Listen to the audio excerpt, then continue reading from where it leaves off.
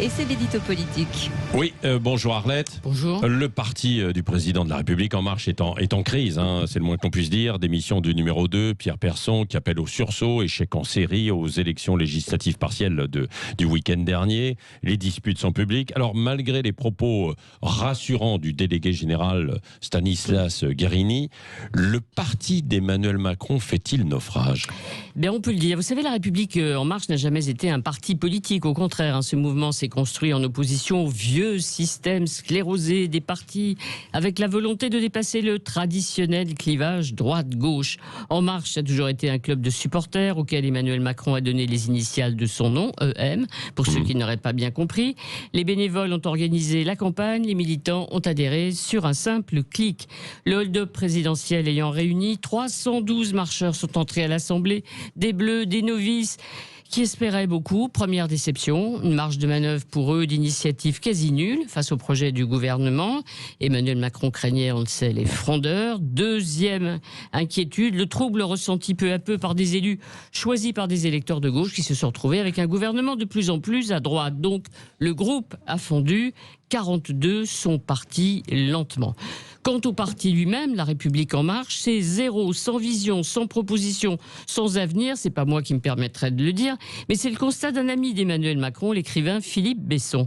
Emmanuel Macron, d'ailleurs, ne s'est jamais intéressé à son parti. L'implantation locale annoncée, espérée à l'occasion des municipales, on sait ça est terminé par une bérésina totale. Les législatives de dimanche dernier n'annoncent pas un échec pour le gouvernement, mais plutôt la disparition du parti. Et puis, question, demain, quelle stratégie, par exemple, pour les régionales ? Des alliances avec les Républicains, Jean Rottner, Renaud Muselier, ou des candidatures autonomes pour mettre en difficulté, par exemple, Xavier Bertrand, l'adversaire annoncé pour l'élection présidentielle qu'il faudrait affaiblir. Bref, les clivages sont réapparus, les querelles sont publiques. On se résume, Emmanuel Macron n'aime pas les partis, même le sien. D'ailleurs, il gouverne seul.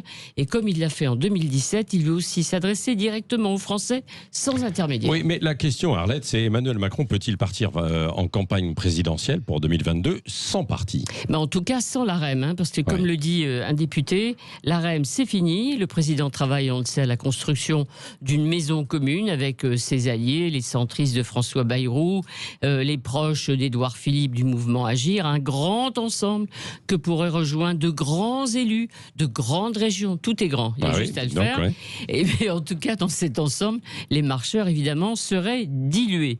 Emmanuel Macron portera lui-même, bien sûr, et définira lui-même un grand projet de société pour 2022. Donc, un parti politique, à quoi ça sert ? C'est l'intendance, et comme d'habitude, l'intendance, ça suit. Oui, merci Arlette Chabot pour l'édito.